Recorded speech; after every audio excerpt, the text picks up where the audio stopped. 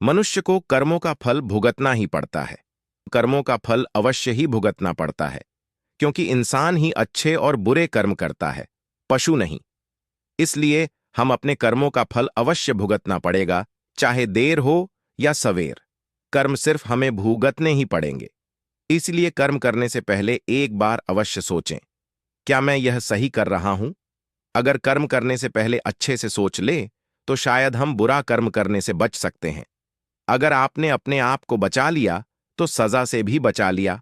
आपने बुरा कर्म कर लिया, तो एक न एक दिन भगवान अवश्य सजा देगा। इस जन्म में नहीं, अगले जन्म में ही कर्मों का फल भोगना पड़ता है। श्री कृष्ण जी ने भी गीता में कर्मों को ही सबसे उत्तम बताया है, क्योंकि कर्म हो हमारे भाग्य का निर्माण करते हैं। अगर हम अच्छे कर्म करेंगे तो हमारे साथ अच्छा होगा, अगर हम बुरे कर्म करेंगे तो हमारे साथ बुरा ही होगा। कर्मों का फल कैसे मिलता है? भगवान की न्याय व्यवस्था बहुत ही ज्यादा सुदृढ़ है। कर्म का फल अच्छे कार्य करने वाले को अच्छा और बुरे कर्म करने वाले को बुरा फल अवश्य ही भोगना पड़ेगा। भगवान के देर भले ही हो जाए, मगर अंधेर हो ही नहीं सकता। जिसको आप देर समझते हैं, वह देर भी नहीं है। यह भी पढ़े, धन और सुख कैसे पाएं? प्रभु ने प्रत्येक कर्म के फलित होने का समय पहले से ही निर्धारित कर रखा है। समय से पहले या पीछे फल की प्राप्ति नहीं होगी। प्रभु की प्रत्येक रचना, प्रत्येक नियम इतना ज्यादा गहरा है कि हर एक प्राणी उसको समझ या जान नहीं सकता। आज जो कर्म हम कर रहे हैं, परिपक्व होकर उनसे ही हमारे भाग्य की रचना होती है।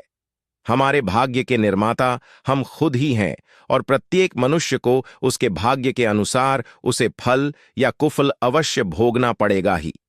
इस समय हम जो दुख भुगत रहे हैं, ये हमारे ही पिछले जन्मों का या इसी जन्म के हमारे किए गए पुण्यों या बुरे कर्मों का, पापों का फल है। प्रभु को दोष नहीं देना चाहिए। भगवान का एक विधान यह है कि हमारे कर्म, विचार और भावना को अनुसार ही हमें सुख या दुख की प्राप्ति होगी, और वह सुख या दुख हमें खुद को ही भोगना पड़ेगा। मनुष्य के कब किए हुए पाप का फल कब मिलेगा, इसका कुछ पता नहीं। भगवान का विधान विचित्र है। जब तक पुराने पुण्य प्रबल रहते हैं, उग्र पाप का फल भी तत्काल नहीं मिलता। जब पुराने पुण्य खत्म होते हैं, तब पाप की बारी आती है। यह भी पढ़े, शराबी को कैसे समझें और कैसे उसके साथ रहना सीखे। पाप का भोगना पड्डीडीएचता ही पड़ता है। इस जन्म में भोगना पड़े या जन्मांतर में, इस लोक में जो दंड भोग लिया जाता है, उसके थोड़े में ही शुद्धि हो जाती है, नहीं तो परलोक में बड़ा भयंकर दंड भोगना पड़ता है। मगर सत्संग दंड को कम करा सकता है, या फिर कुछ प्रसाद के रूप में भी दे सकता है। अपने दुखों को हंसम हंसम झेलो या रोकर झेलो, यह हमारे कर्मों का फल तो हमें अवश्य अवश्य ही पड़ेगा। फिर रोकर क्यों झेले? रोने से कष्ट दुगना हो जाता है, और हंसते हंसते रहने से आधा हो जाता है। जिस दिन पाप कर्म हो जाए, तो अगले दिन उपवास रखो। यह एक उत्तम, यह कर्म भूमि है। कर्म तो करना पड़ेगा, कर्म नहीं करोगे तो पाप चढ़ेगा। जैसा कार्य कर्म होगा, वैसा ही फल भी भोगना पड़ेगा। फिर दुष्कर्म क्यों करे? प्रत्येक कर्म प्रभु को याद करके करेंगे, तभी अच्छे फल ही भोगेंगे।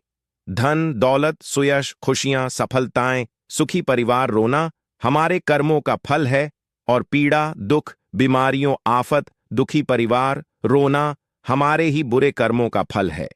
भूतकाल में हमने जो किया था, उसका फल हमें अब मिल रहा है। भूतकाल में हम जो भोग चुके हैं, या हो सकता है इस जन्म में भोगेंगे। श्री कृष्ण ने समझाया कि भीष्म पितामह सुख दुख से, जय पराजय से परे है। वो जानते हैं कि जो होने वाला था, यही हुआ। भीष्म ने श्री कृष्ण से कहा, भगवान, मैंने ध्यान करके अपने 73वें जन्म तक देखा। मैंने तो कोई कुकर्म नहीं किया, फिर मुझे बाणों की शैया पर क्यों सोना पड़ा? श्री कृष्ण मुस्कुराकर बोले, हे संयम मूर्ति भीष्म 73, वे जन्म के पहले 74वें जन्म तक जब आपको पता चलता कि जब आप किशोर थे, तब वन में घूमने गए, वहां पत्ते पर बैठी टिड्डी के शरीर में आपने कांटा चुभोया था, उस कर्म का फल घूमते घूमते अब मिल रहा है। कर्म का फल 6 साल में दुगुना, 12 साल में 4 गुना, 18 साल में 8 गुना, 24 साल में 16 गुना इस प्रकार मिलता है। इसलिए जब आप कर्ता होकर कर्म कर रहे हैं, तो सोचे लें कि इसका क्या फल होगा। धृतराष्ट्र ने भी श्री कृष्ण से अपने कर्मों का हिसाब किताब पूछा। मैंने ऐसा क्या कर्म किया कि मुझे अपने 100 बेटों की मृत्यु का शोक मिला? मैंने अपने 100 जन्मों तक पीछे देखा है कृष्ण, लेकिन ऐसा कोई कर्म मैंने नहीं किया। श्री कृष्ण ने अपने योग बल से धृतराष्ट्र ने देखा कि ये एक राजा थे और वो स्वादिष्ट व्यंजनों में खोए रहते थे। बिना विचार किए जो सामने आ जाता खा लेते। इनाम भी दिया। एक दिन रसोइये ने हंसंग के 100 बच्चों का मांस बनाकर एक एक करके राजा को खिला दिया। श्री कृष्ण ने कहा, धृतराष्ट्र जी, आप स्वाद में अंधे हो गए, तभी आप इस जन्म में अंधे बने। तुम्हारे पुण्यों के प्रभाव से 100 जन्म तक तो तुम्हें फल नहीं मिला, लेकिन इस जन्म में हंस के 100 बच्चों को खाने का फल तुम्हें मिल गया, तभी तुम्हारे 100 पुत्र मारे गए। सोचो, साथ में क्या लाएं और क्या लेकर जाएंगे। मनुष्य को ऐसी कमाई इकट्ठी करनी चाहिए जो इस संसार में भी काम आए और मृत्यु के बाद उसे हम साथ में भी ले जा सके और हमारे ही काम और अगले जन्म में भी हमारे ही काम आ सके। सभी जानते हैं कि हम खाली हाथ नंगे इस संसार में आए और खाली हाथ ही जाना पड़ेगा। मृत्यु के समय यह धन, दौलत, जमीन, मकान, व्यापार, नौकरी, नाम, शोहरत, रिश्तेदार, भाई बहन, माँ बाप, सभी बच्चे किसी को भी साथ नहीं ले जा सकते, चाहे राजा सम्राट हो या कोई भिखारी हो। इसलिए इतना मोह, इतना ज्यादा लगाव इनसे क्यों रखें?